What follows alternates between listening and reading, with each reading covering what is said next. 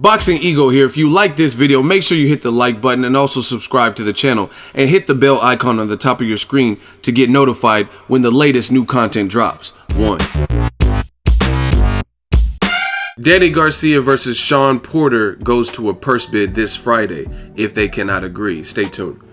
What up, Fight World? It's your boy Ego, and I'm back with some more boxing. Make sure you smash the like button. Also, subscribe to the channel for the latest and greatest in boxing if you want to become part of the gang.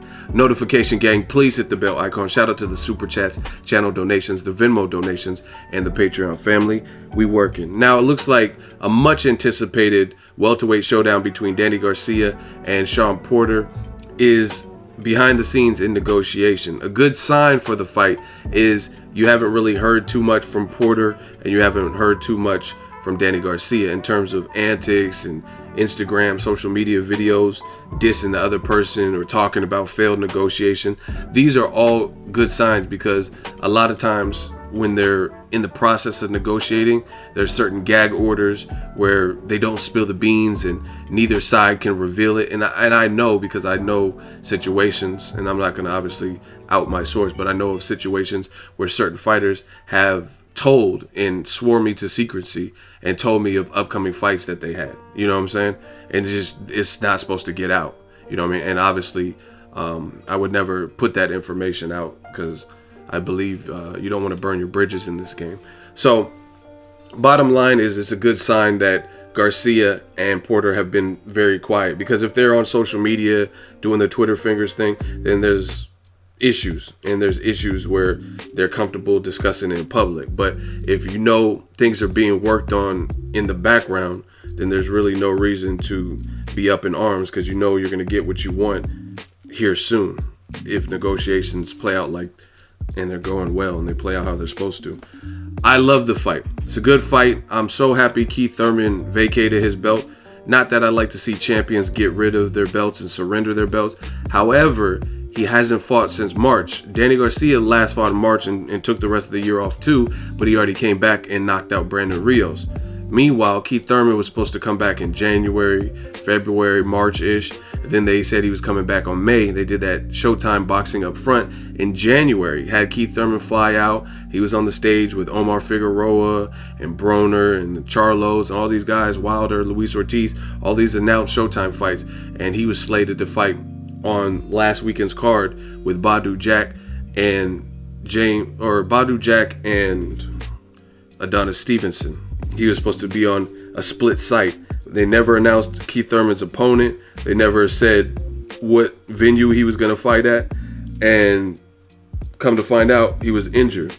And the thing is, Keith Thurman never even really, I didn't see him come out and confirm it. But several people, including myself, reported it. And, you know what I mean, he hasn't come out since. And obviously, he's already missed that ship and that date. So to fast forward things, I'm glad Keith Thurman vacated his belt. He's a champion in recess until he figures out his health and the Derrick Rose type plaguing injuries. Then I want to see these other guys who are willing and able and top level guys like Danny Garcia and Shawn Porter fight each other. Or Errol Spence, you can throw him in the mix, right? And Errol Spence obviously has to fight his own mandatory coming up in Dallas. So that leaves Danny Garcia and Shawn Porter. Get that out of the way. Winner can fight Keith Thurman whenever he comes back, if he comes back. I don't know. I haven't really heard much from Keith Thurman, so I don't know if he wants to box anymore, if he's done with it, if he just likes the married life. I haven't really heard. But as far as Garcia and Porter, great fight, very interesting. You got a guy who has rugged pressure, comes in kind of by any means necessary. He's going to burrow his way in, has good power, and he's very athletic, very well conditioned.